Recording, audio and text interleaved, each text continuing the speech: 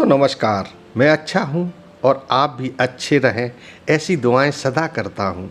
तो चलिए बढ़ते हैं आज की कहानी की ओर। दोस्तों, ये कहानी मेरे एक दोस्त ने मेरे साथ शेयर की है। वे बताते हैं कि मैं एक डॉक्टर हूँ और मेरी पोस्टिंग उन दिनों गाज़ियाबाद के एक सरकारी हॉस्पिटल में थी। एक बार मैं अस्पताल से घर लौट रहा था तो रास्ते में ज़ोरों से बारिश होने लगी और बिजली भी चमकने लगी। भीगने से तबीयत खराब न हो जाए इसलिए मैं किसी तरह अपना स्कूटर भगाते हुए किसी सुरक्षित जगह की तलाश में था जहां खड़ा होकर बारिश रुकने का इंतज़ार कर सकूं। तभी मुझे एक टूटा फूटा मकान दिखाई पड़ा जहां मैं उसके बरामदे में खड़ा होकर बारिश बंद होने का इंतज़ार करने लगा। तभी मुझे ऐसा लगा उस मकान के अंदर से किसी लड़की ने मुझे आवाज़ दी, डॉक्टर साहब, ओ डॉक्टर साहब, जरा अंदर तो आओ। अचानक बंद पड़े मकान के अंदर से किसी लड़की की आवाज़ सुनकर मैं चौंक गया। मैंने मकान के दरवाज़ों और खिड़कियों से अंदर झांकने की काफ़ी कोशिश की, पर अंदर धुप अंधेरा था तो कुछ भी अंदर नज़र नहीं आ रहा था। मैंने सोचा मेरे कानों का कोई वहम होगा।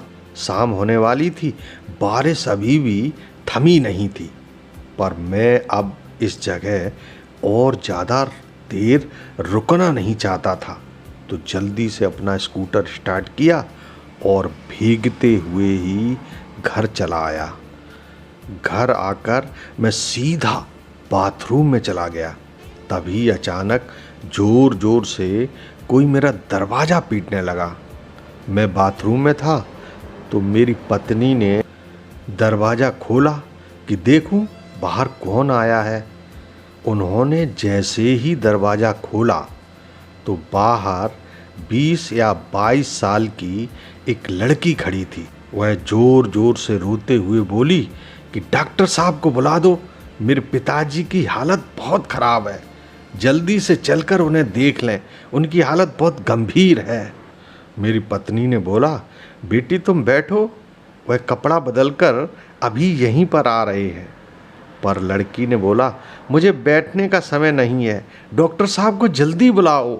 इतने में मैं अपनी शर्ट की बटन बंद करते हुए बाहर में आ गया तो लड़की ने झट से मेरे पांव पकड़ लिए और बोली, डॉक्टर साहब, आप मेरे पिताजी को बचा लीजिए वरना वह मर जाएंगे। मैंने कहा कि मैं इतनी रात को घर से बाहर नहीं निकलता, तो तुम कोई और डॉक्टर देख लो। अब तो मानो लड़की सुन्न सी पड़ गई। उसकी यह हालत देख मैंने बोला, अच्छा चलो मैं चलता हूँ। अब लड़की ने झट से मेरा बैग उठा लिया। मैंने अपनी कार निकाली और लड़की को बैठने का इशारा किया। शहर से 4 किलोमीटर दूर एक गांव था। लड़की उस गांव में घुसने से पहले ही एक अलग घर की तरफ मेरा बैग लेकर दौड़ी और बोली, यहीं पर मेरे पिताजी हैं। और मैं गाड़ी खड़ी करके अंदर आया तो देखा वहाँ एक खाट पर एक बुजुर्ग व्यक्ति लेटा हुआ था। उसके सिर के पास 2 औरतें खड़ी हुई थीं। मैंने उस बुजुर्ग की कलाई की नस पकड़ी तो मुझे बर्फ जैसी ठंडी लग रही थी, मानो इस व्यक्ति के प्राण पखेरु कब के उड़ चुके हों। लेकिन वह व्यक्ति धीरे धीरे कुछ बोल रहा था जो मुझे समझ में नहीं आ रहा था और उसकी बीमारी भी मुझे कुछ समझ में नहीं आ रही थी। तो मैंने उसे एक दर्द का इंजेक्शन दे दिया और 2 गोली, जिन्हें सुबह लेने को बोला। मैंने दवा का पर्चा उन 2 औरतों के हाथों में दे दिया जो वहाँ खड़ी हुई थीं। फिर उस लड़की ने मेरा बैग लेकर मेरी गाड़ी में रख दिया और मेरा शुक्रिया करके मुझे तब तक देखती रही जब तक मैं वहाँ से चला नहीं आया।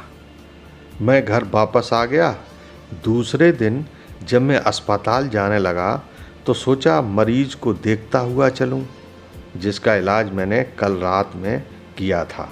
जब मैं वहाँ पर पहुँचा तो देखा वहाँ कोई घर नहीं था। तब तो मैं चौंक गया। तभी गांव में रहने वाली कुछ औरतें वहाँ से गुजर रही थीं। मैंने पूछा तो कल यहाँ पर परिवार था, वह लोग कहाँ गए? तब वह औरतें मुझे एकटक देखती जा रही थीं।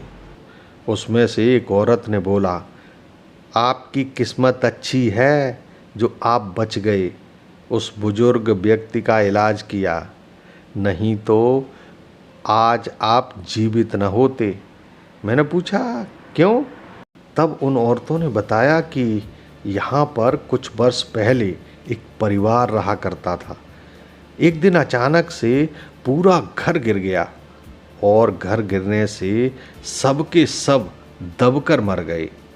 उन्हीं में से एक लड़की थी जो कभी कभी किसी किसी को दिखती है, लेकिन जब वह लड़की किसी को बुलाकर घर लाती है और कोई भी डॉक्टर आने से मना कर देता है तो वह उसको अपने साथ अपनी दुनिया में ले जाती है। और यहाँ पर खंडर के अलावा कुछ नहीं है। गांव से यह कुछ दूरी पर है। दोस्तों, उनकी बात सुनकर मेरे तो पसीना छूट गया था। कुछ दिन बाद मेरा ट्रांसफ़र लखनऊ में हो गया तो मैंने यह बातें अपने परिवार को बताईं। आज मैं जब भी उस किस्से के बारे में सोचता हूँ तो मेरे हाथ पैर ठंडे हो जाते हैं, दिमाग काम करना बंद कर देता है, क्योंकि मैंने साक्षात उन भूतों को देखा था। तो दोस्तों, आज की कहानी में बस इतना ही। कल फिर मिलेंगे एक नई कहानी के साथ, ठीक शाम 6 बजे। दोस्तों, अभी तक आपने मेरा चैनल अगर सब्सक्राइब नहीं किया है तो प्लीज़ कर लें, ताकि नए वीडियो की नोटिफिकेशन आपको शीघ्र मिल पाए। तो आज के लिए प्रमोद का प्यार भरा नमस्कार।